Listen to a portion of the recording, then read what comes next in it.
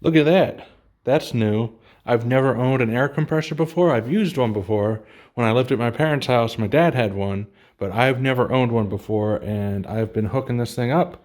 I got some connectors for this hose, and I can use them for the tool that I have, but they don't fit into that outlet. So that video is on hold until I get the right connector. The GTO still needs to have the rest of that color change lighting done for my second video on the subject, and the bumper needs to go on, and there's a mess that's keeping me from doing a lot of stuff, but we're getting there. This is going to be done in the spring. What's that yellow thing in the center of that GTO wheel? That looks new. If we get a little closer, oh, that looks like my logo. I wonder where that's from. That was another video that I wanted to have done today, for today's video at least, and that didn't go through because I've got a whole bunch of footage that I need to edit for that. I recorded two things at once that need to be like seamed together and then like split from one to the other because it was a screen record, and I had the camera pointed at the screen, so whenever I pointed at something and said that, then you could see what's on what I'm actually pointing at instead of it just being a screen recording with nothing on it. Like the mouse wasn't pointing at it. I should have just used the mouse, but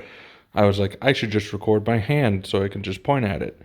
And my mistake, so now I've got a ton of footage. I think it's over 50 gigabytes of footage for that one video alone. So I have to go through all that and get it done. It will be up soon.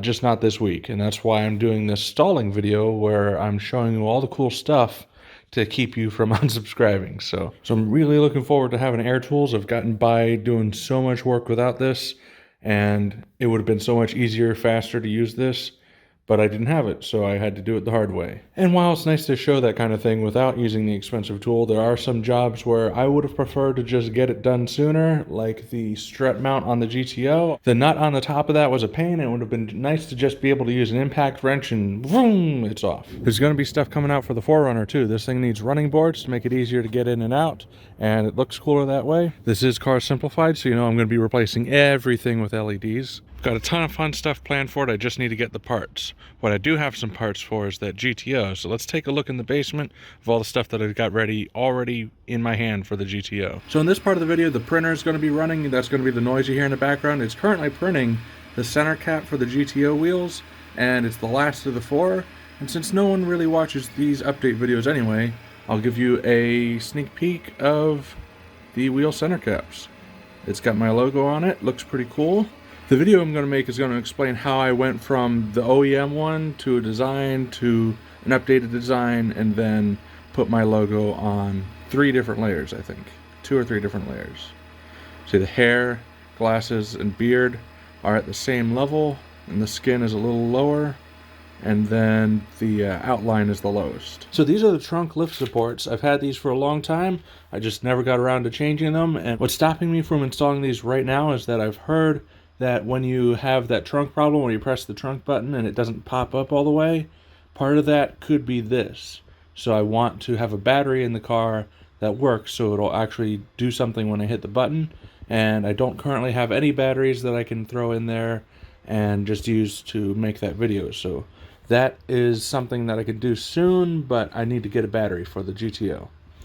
And this does not require a battery. I just have been lazy. I don't want to get around to it. This bearing, I don't need to replace the bearing in the GTO. It's just, I figured it's a wear item. I might as well get it. I ended up getting this bearing for like $40-something. A lot of times, if you look online, these are selling for like $200. So it's like, that's a low price. I'm going to get that. And this is the retainer ring that holds it in place. This is what the GTO uses instead of universal joints. I've had this for a long time too, because it's not a super big job to replace these, but it is more than just like an oil change or transmission fluid change. Speaking of, I've got the transmission fluid filter and gasket right here. This is the exhaust manifold gasket set for the GTO. I at one point had actually even bought headers for the GTO, but then a little bit later I discovered that I'd be moving to Connecticut where they have emissions testing, and you need to have all your emissions parts on the car, and the headers that I got would have deleted or moved the oxygen sensor, and I didn't know how strict they were about emissions parts. I could have had all the parts, but I didn't know if, like, hey, this exhaust is modified, it's not the original exhaust, you failed automatically. I didn't want to deal with that, so I just ended up returning them, but I still have this gasket. I can replace the exhaust at some point. I might get shorty headers for the GTO. I know that long tubes are better in almost every way, but obviously that's going to be something that emissions is going to be a problem with. With shorty headers, I could pretty much just bolt them onto the car and they're done. They'll still have all the emissions parts in the same place. And this is a box that has the replacement key, or not a replacement key, but a duplicate key that I haven't programmed yet. I have 2 key blanks that have been cut. Alright, so this was the original key that I got with the car. I don't know if it's exactly the original key, but it was pretty worn out, so I had to replace that. I currently have a blank one, like one that doesn't have the logo or the information on it. I used some, what is that, gasket maker? Yeah, I used some gray, either water pump or high torque gasket maker, whatever I had already opened at the time, to make a seal on that. Looks pretty ugly, but it did the job. This is going to be my show key. It's brand new. It hasn't ever been used. It has a cut key behind it. It's got the Pontiac logo. It's got the same numbers and everything as this one. So that is going to kind of just sit around and do nothing. It's going to be my spare key. I've got that cut. This is what I'm currently using, except it is an extra spare. So when I originally got spare keys, I bought 2 sets of these so I could have 2 keys, and I just never ended up putting them together. These actually came with the key blanks, and I had 2 key blanks done. That's one of them, and the other one's still in this box. This is obviously not the same exact key as what came with the car, and it's got some slight differences in it. I don't know, I haven't looked at them in a long time, and I couldn't tell you exactly what's different about it, but it feels different when you're using it, pressing it, turning it. And I think the screws are a different size. The 2 screws that hold it together, that go into these screw holes, yeah. Those 2 screws are a different size. And this was given to me. It's a Chevy branded one. I have no idea what this goes to, but it is the same kind of design.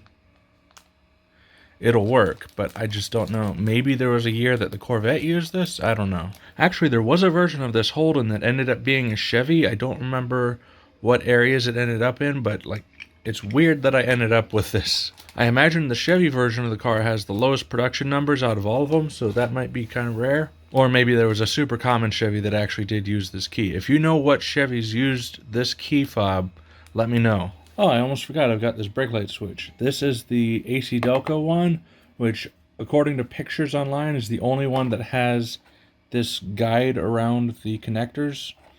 And I don't know if that's important. I haven't gone in and looked at it yet. But I figured since this is like an OEM style one, GTO parts can get kind of rare eventually. I figured I'd get this. It was only like $7 or something when I got it.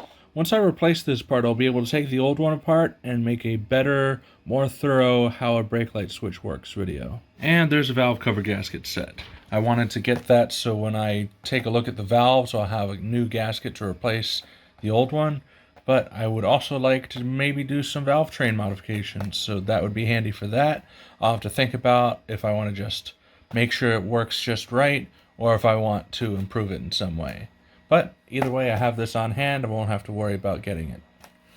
And that is all the stuff that I have to show you, for the GTO at least. There's definitely a lot of GTO content here ready to be made. I just need to be brave and face that cold concrete floor for a lot of these things. For some of these parts, I just need one more part or one more tool to make the job done right, more thorough, a better video overall. So that's what's holding me back on some of them. But some of these I could do right now if I wanted to. I don't know where it ended up, but I also have a power steering filter that I can install on this.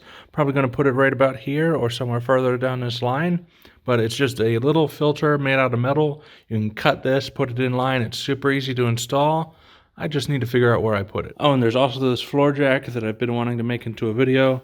It looks pretty cool, but I haven't been able to get this thing to work. It works better than it did in some ways and worse than it did in other ways. And I just can't get it to work right. It's leaking from the seals on the barrel. And this, like, it doesn't pump all the way.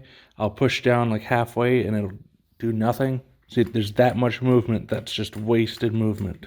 I feel like the seal that's inside that piston needs to be replaced, and it's letting air into the system, so that little bit of push that does nothing, that's just me compressing the air and that's in there. But once I get that fixed, the seals for this barrel are going to be the weak point, and they're going to leak all the time, and that's going to let air into the system. So I think I'm just going to call this a failure, a cool looking failure, but a failure nonetheless, and just going to get a new jack, I think. So yeah, sorry this video is just stalling, but hopefully this video is better than no video at all, because I don't have anything to put in this video's place right now. So let's just put this in.